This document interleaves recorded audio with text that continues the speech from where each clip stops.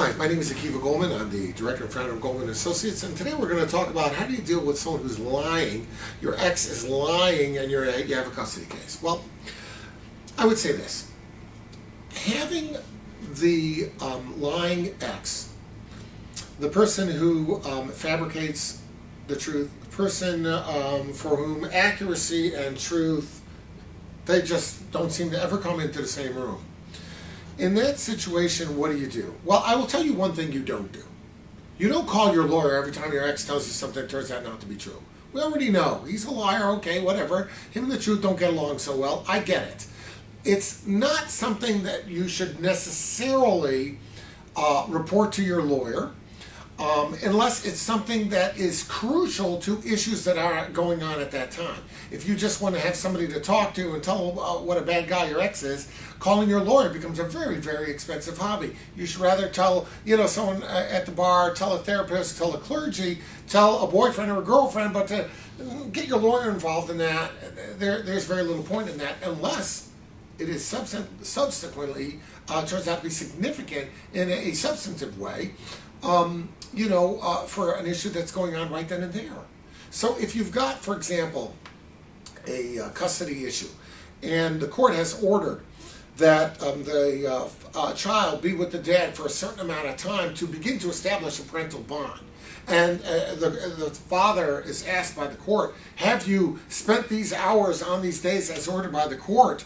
And he says, yes, I have, Your Honor. And then later you find out that, he lied. He was elsewhere. There was some nanny that had gone off Craigslist watching the kid while he was out gambling somewhere. Then this is something that you should tell your lawyer. This is something that should be brought up because the court should know that there were misrepresentations on the record made before the court. And the court might take that into account when it determines subsequent orders regarding the custody. But again, you have to know this is how to deal with it. So if you're saying, how do I deal with it? The answer is you don't really. What you do is tell your lawyer. And your lawyer will determine if it's substantive or not. But don't tell your lawyer for every little stupid nonsense if there's nothing particular going on. Try to be judicious about that because this will be substantive for the lawyer. You won't bog down the lawyer with a bunch of things that don't really matter. And by the way, you may save yourself a few dollars if you're judicious about what you report to your lawyer, what's significant and what's really not so important. Because I would recommend that if it's not that important, you probably shouldn't, you should probably let it go.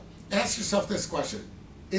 Am I going to be happy when I get the bill that deals with the reporting of that item? Am I going to be happy to pay so that my lawyer should know that?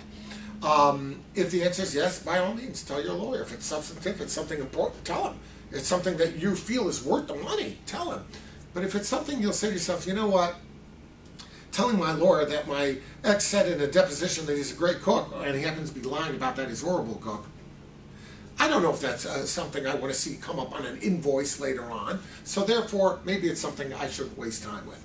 And I think that's a good litmus test for it. If you have any questions about that, reach out. We'll be glad to help you out. If you found this helpful, please like and subscribe.